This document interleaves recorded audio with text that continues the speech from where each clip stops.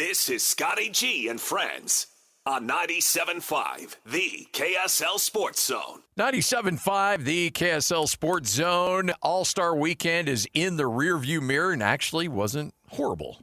It didn't suck that much. Kurt Helin, kind enough to join us, NBC Sports and ProBasketballTalk.com. Hey, did the All-Star game, did they actually get it right for once? It's about as right as it's going to get, right? Like, we can say, look, the All-Star dunk contest was not thrilling. Yes. And the last game was a blowout. But guys actually tried. Guys played defense, and there was, like, an energy and a commitment to it. It was actually an entertaining Sunday of basketball, which is a huge change from the last few years. Yeah, I'm not going to lie. I've checked out of a lot of All-Star games. I know I have to watch and I have to keep up to it because it's my job. But more often than not, when I'm consuming sports, it's not a job for me. I enjoy it. But sometimes these All-Star games have felt like an actual job to make it through it. But yesterday I did enjoy it, so maybe we're onto something here. But is it more about the format or just the players that decided this year they're going to take it seriously, or was there something to the world versus the United States? I think the world versus the United States was fun this year, but I'm not sure we're going to see that next year. I think there were two things, and you hit the nail on the head. It doesn't really matter what the format is. The players have to buy in. And they did this year, led by Wemby. Wemby came out in that first game, scored the first 7 points, blocked a shot, was like, hey, this is how we're going to play this year. And then everybody else kind of, Anthony Edwards and others kept up that pace. The other key, though, less the U.S. versus the world part, and the fact that it was 4 one-quarter games, 12-minute games. Yeah.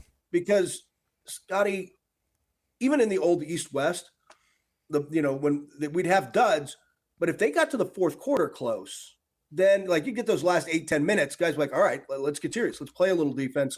You get a game. Chicago was really the last time we saw that, which was 2020. Creating 4 one-quarter games forced that. Like, all of a sudden, guys were in on it. They're like, all right, now I've got to compete. I can't just coast through this. A few guys did. Hi, Jokic. But, like, in general, I think that that's the key. They might go young versus old. They might, next year in Phoenix, they might tweak how they divide up those teams. But I think if you keep those one quarters, that helps. I think that keeps – guys were kind of happy with the minutes and happy with the way the structure was in terms of this. So, we'll see. But I thought that helped a lot. Yeah, I think so. My thought has always been, if you want to be an all-star and you want to compete in the game, you treat it like a poker game. You have to put $1 million in, and the winning team gets all of it, and the losers don't get their money back. Yeah, money would help, and it certainly would. I also think, look, man, the earlier start time probably helped. Yes. Look, these guys are all leaving that game, going straight to the airport to get on their flights to Cancun or, destination of choice. I think that played a role in it. Now that we'll see if they do that next year when there's not the Olympics and there's not the numbers were great and you were able to lead into skating and that kind of thing at night. Figure skating is always a huge draw. So we'll see what it looks like next year. But I think they're going to step back and take a look at a few things like that. And it was a couple of guys talked about how they changed the structure because of the early start time. Did a lot of the photos for the players and stuff on Saturday. So they just showed up Sunday and played, and they liked that. So some stuff will change. All right, so let's get to something that's got everybody here in Salt Lake City all fired up. Let's talk about the $500,000 fine. And then the comments by Adam Silver, and we played all 4 minutes and 32 seconds of Adam Silver's response to the tanking question, and it was so circular. And I'm a fan mostly of Adam Silver. Like, I think Adam's done a good job. He took over for some big shoes with David Stern, but I think for the most part he's handled things well. But that is the most circular argument where he said, well, it's for the fans, but hey, also the fans understand that tanking can be good, so sometimes they cheer for their team to lose, but also, we want to do it for the fans and the competitive balance. He was in a weird situation where you're getting some people on one side, like Oklahoma City, that's barking at him. You probably have DraftKings and FanDuel that's barking at you a little bit. Yeah. There's a lot of things going on here, and he's got to be the face of it. But frankly, the fact that the Jazz were the ones that got put up as the poster boy for something that's been going on for 40 years has a lot of people fired up here.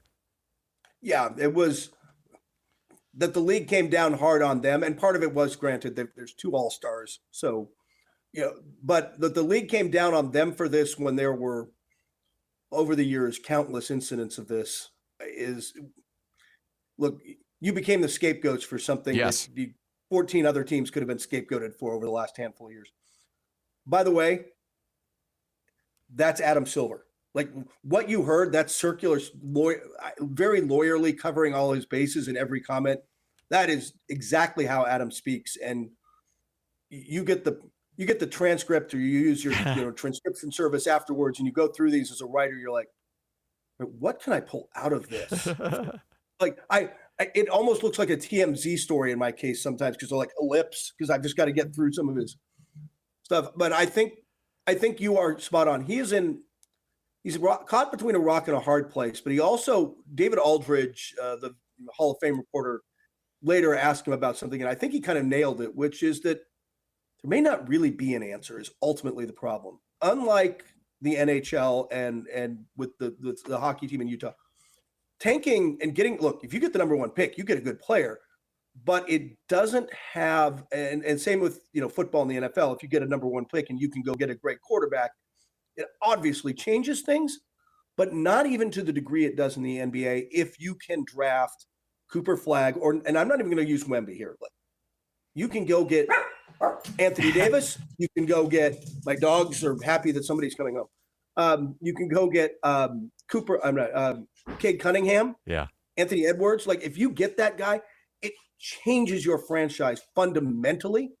And you're not going to be able to change the math on that, the style of that. Like the $500,000 fine. Now, if you got the number 1 pick, and we know how the lotteries treated the Jazz over the years. Yeah.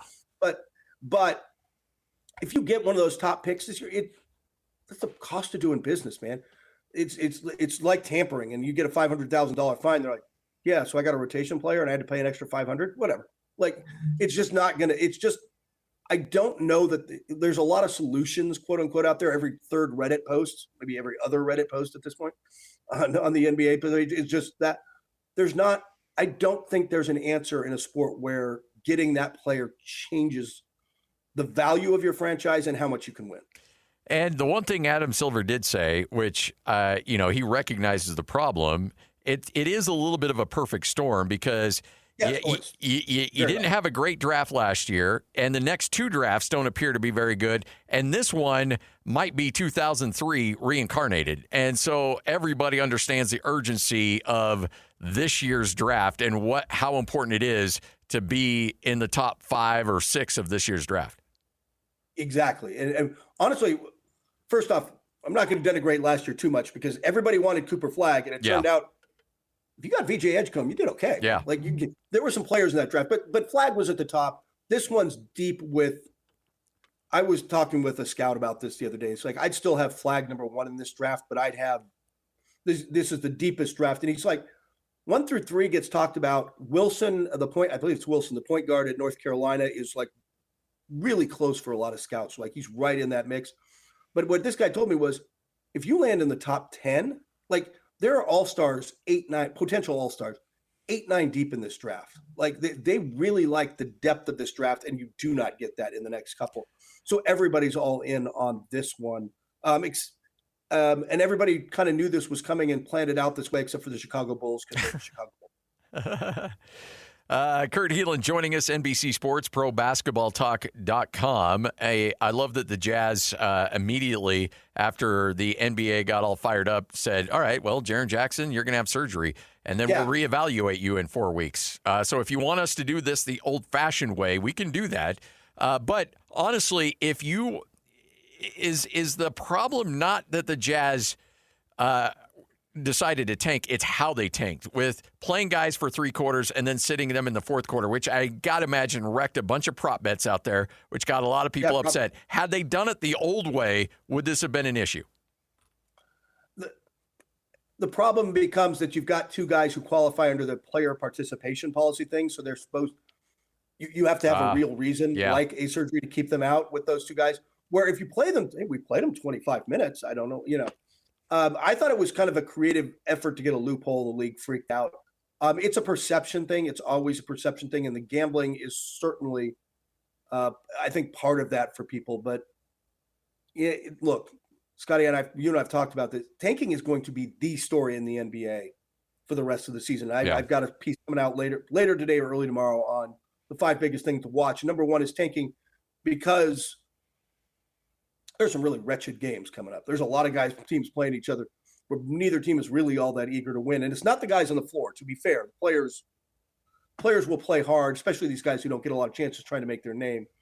But you're going to see some G League games out there by the end of the season. And it's not a great product, but it's the byproducts of and Adam mentioned this, it's the byproduct of the analytics. The analytics will tell you if you really want to win down the line, if you really want that franchise value, you need that player, and the best way to get that player is the draft. Yeah, and he also, and again, he makes the case for tanking in that 4 minutes and 30s, because he said the worst place to be in the NBA is right in the middle. As you know, you're not good, you're not bad enough to get a good pick, you're not good enough to compete for anything. That is the Siberia of the NBA, is being a 500 team where it's like a 9th, 8th, 7th seed in the playoffs, and that's that does you no good. You can rebuild from the middle, but it's hard. Like Indiana kind of did it. There's teams, and not this year, obviously. Injuries kind of wrecked that. But like you can, but you have to get lucky, or you have to pull Giannis at 13 or Kawhi at where what was he in the teens, I believe. Yeah. Right. Occasionally you get that kind of play, but in general, it's you can't just keep drafting rotation players. You've got to, again, basketball is star driven, and part of it's that. But man, anybody who's played pickup knows you're like, oh, they got that guy. We're in trouble. Yeah. It's like that one guy changes everything at the YMCA or LA Fitness or wherever you're playing pickup. Like it's the same way on an NBA court. Is LeBron James playing next year? Man, he just wants to live, Scotty. Just wants to.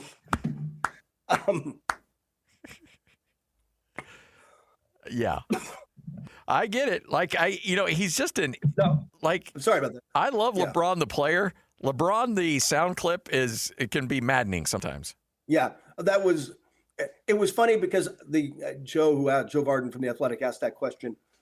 He and I had discussed before, like somebody's got to ask the question. He knew he was going to have to ask the question, and we knew that the answer was going to be meaningless and vague because he wasn't.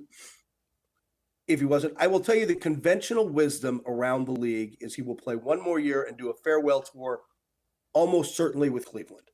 It's very likely he leaves the Lakers. They want to completely retool around Luka, and they want to keep Reeves. And if you play Luka and Reeves and LeBron at this point in his career where he's not the defender he was, and you're just like, it just doesn't really, you don't have enough defense. It doesn't really fit.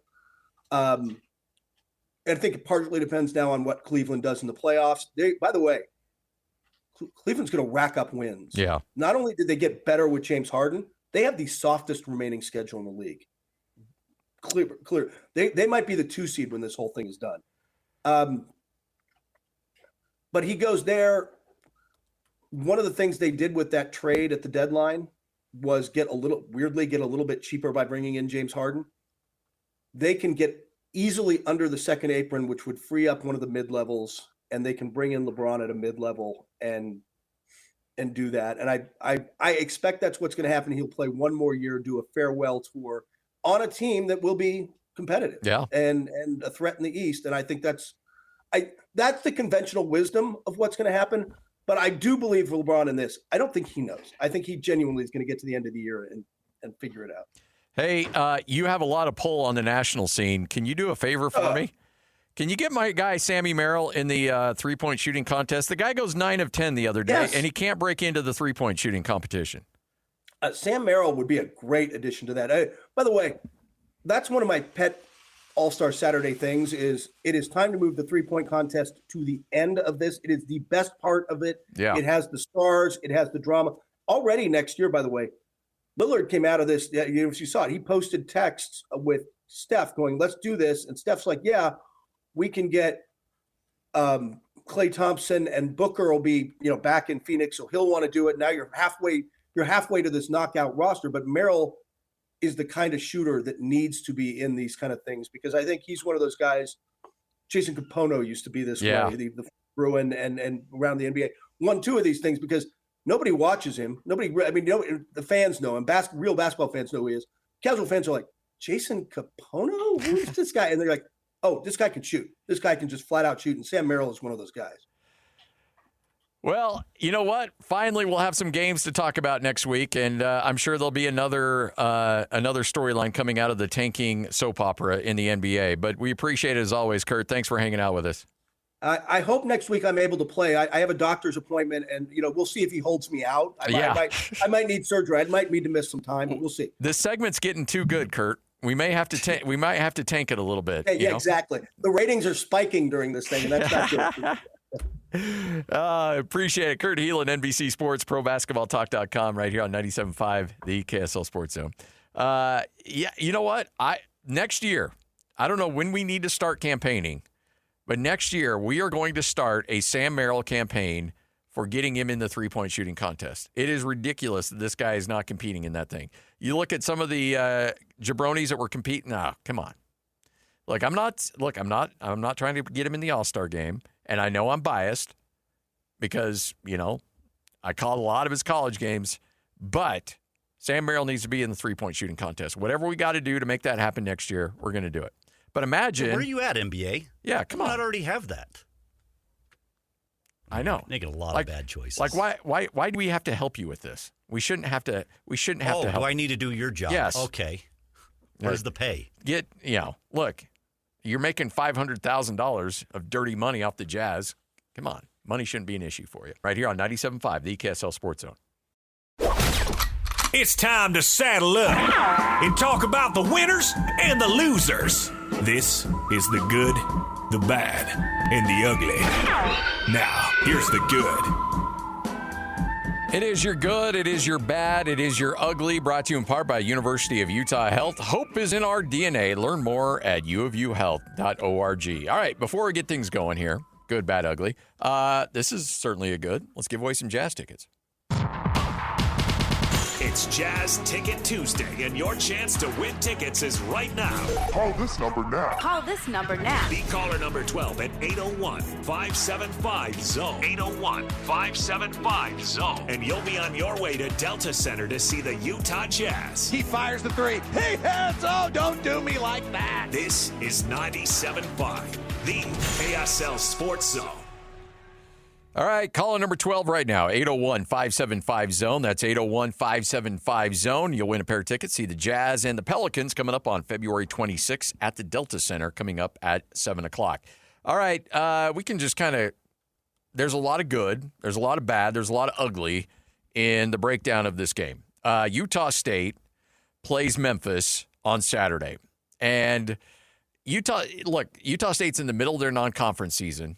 And they knew they had a bye week, which means, they have a Saturday off, which in the middle of February, in the middle of a conference run, when you get a bye week, you don't usually mess with it because you want your players to rest up, be as healthy as they possibly can going into the stretch run of the final 6 games of the conference schedule. But Utah State said, hey, look, it's all about the resume. The only reason Utah State scheduled this game at this point in the season, because that was the only time they were going to get Memphis to get into town to do a home and home. It's the only time it was going to work.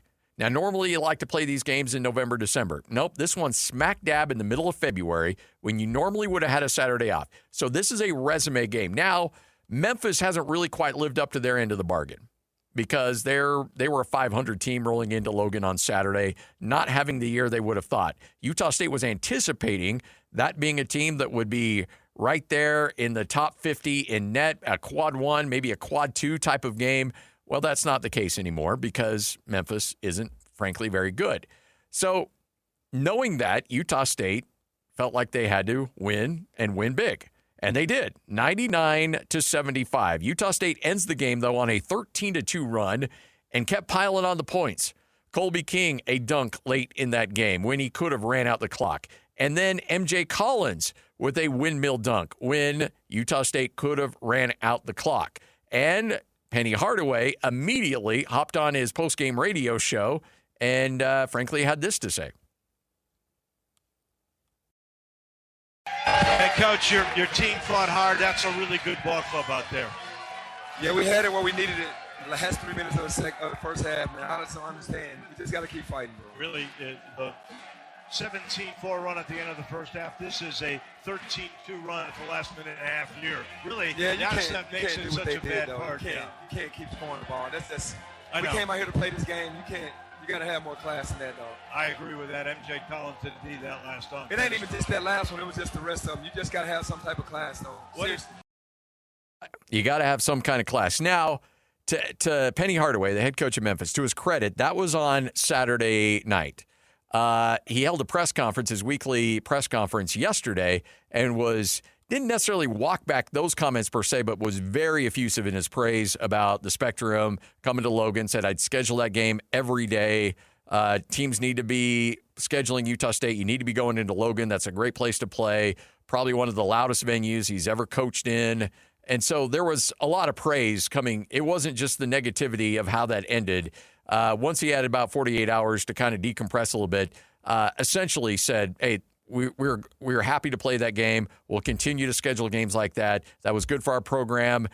We just need to end up being a better team and making that count for both of us, both of our cases. But the situation still remains the same. Should Utah State have pulled back the reins? Should they have said, no, we got this game in hand. It's an 18-point game. Let's just run out the clock and get the victory instead of piling point after point after point. And so a lot of times coaches get mad at players because the players will take it on themselves to do this.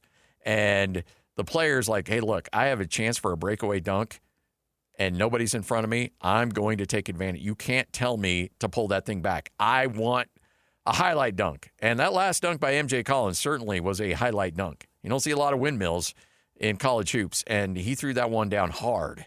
So that being said, Jared Calhoun came on the postgame show with me immediately following the game, and I asked him about the situation in not, in running up the score, and this was his response.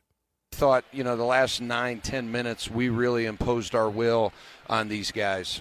But great win. Unfortunately, the way the rules are written, you gotta run people out of the gym. When you have a chance to score points, you have to. We're not sitting home on Selection Sunday saying, hey, we could have scored this basket or that basket. It is what it is. So I said, we got to score every single time. It's a stupid system that we have, but it is what it is. We're not going to apologize. And I love the fact he said we're not going to apologize. Now, I know that, look, Jake Scott joined me in the first segment, and he didn't say it, but, I could tell he's like, of course you're going to stand up. He's your guy. And that's true. Look, I've been around Jared Calhoun a lot. I know Jared Calhoun. I'm a huge fan of Jared Calhoun and what he's done up at Utah State. So, yes, I'm fully happy to admit that. I know him. I like him. I respect him. He's a friend. But I also understand the situation he's in as well. And you're thinking to yourself, okay, well, 4 points, is that really going to matter that much in the grand scheme of things? I don't know. We're going to talk to Ken Pomeroy. He's got his computer rankings, which are very similar to the net. The selection committee is going to use Ken Pomeroy's rankings. They'll use the net. They'll use a couple other services as well. And all of them have margin of victory cooked into them in some way, shape, or form. Now, what Ken Pom does, and we'll talk to him a little bit more, and he can explain it far better than I can, is that he's got essentially a score based on his computer models of how that game should go. And if you produce at that level and win that game by a certain amount, then you are going to be in pretty good shape. If you go below that, so let's say you're supposed to win by 12, you win by 1, the computer numbers are not going to be happy with you. You won the game, sure, that's great, but you only won by 1 when you should have won by 12 or more. And so that's all part of the things that are running through coach's mind. Like, I've got to make sure that my resume looks great, especially when you're a G5 program. When you're not in the Power 4, you're not in the Cool Kids Club, and you have to eke out a living with your computer numbers. And this selection committee right now, every committee kind of takes on a life of its own. This selection committee right now is currently constituted is very, very metric driven. Now, some are more eyeball tests. This crew, if you look at how they performed over the last couple of years and what they've done, they are very methodical in looking at numbers, and they are a little bit more statistically driven than some committees we've seen in the past. Knowing that, Jared Calhoun is telling their guys, score on every possession. Essentially going, Cobra Kai, put him in a body bag. And he has to. Does he want to? No, he just said he didn't want to. And I firmly believe that. I know Jared Calhoun long enough that he takes the sanctity of the game very seriously. And he understands that he doesn't want to run up a score on the team. He doesn't really want to do that, but he actually feels like he has to do that. He feels like he has to make sure that when the committee sees, oh, you scheduled Memphis, that's great. We'll give you props for that because you didn't know Memphis was not going to be a particularly good team. So props for that schedule, props for playing them in February, and if Memphis we know is not a very good team, then you better put it on him. And he did. And he wanted to make sure that there was no element of doubt whatsoever that, it could have been an 18-point game and then you would have, gone backwards a couple plays and given up a 3 and it ends up being an 11-point game. That doesn't look good. 24 points looks good. So when the committee says, okay, you scheduled Memphis, that's great. Memphis wasn't very good. That's not your fault. You still put them on the schedule anticipating, like we all did, that they'd be good. So because they're not good, you better have won it and won it handily. And they're going to look at that score and say, okay, yeah, they won it handily. Now, is it great sportsmanship? Yeah, probably breaks a lot of the sportsmanship rules. Does Jared Calhoun have time to care about that? No, he doesn't. He's got to make sure that resume looks tip-top. And that's a very analytic-driven staff. That I can tell you. That staff is very tied into analytics, and they are very cognizant of what resumes need to look like going into March. All right, 97.5, the KSL Sports Zone. Coming up at 2:30, we will talk to the man himself, Ken Pomeroy, get his thoughts on this. At 2:05, we'll chat a little hockey with Bill Armstrong. He is the general manager of the Utah Mammoth. So a busy 2 o'clock hour coming up just moments from now. 97.5, the KSL Sports Zone. You're listening to Scotty G and Friends on 97.5, the KSL Sports Zone. 97.5, the KSL Sports Zone. Happy Tuesday, everybody. Hopefully you enjoyed your day off. Hopefully you got a day off yesterday and you're just starting off the work week on a Tuesday. Nothing like starting the week on second base. You'll take that every day of the week. So, yes, you've got an opportunity still to watch a little Olympics. I'm kind of curious. Every year with the Olympics, sometimes I'm dialed in and I enjoy every second of it. And then there's some years where I'm a little not quite there. I'm starting to get back into it. I wasn't off to a stellar start with the Olympics, but watching the hockey team, watching the domination of Team USA on a collision course with Team Canada for a gold medal, yeah, I'm all in on that. So fired up for that opportunity. In fact, we'll talk hockey. Bill Armstrong, general manager of the Utah Mammoth, will join us coming up in about 10 minutes from right now. So we'll have a chance to talk to him. Clayton Keller making his debut against Germany, which was really cool to see.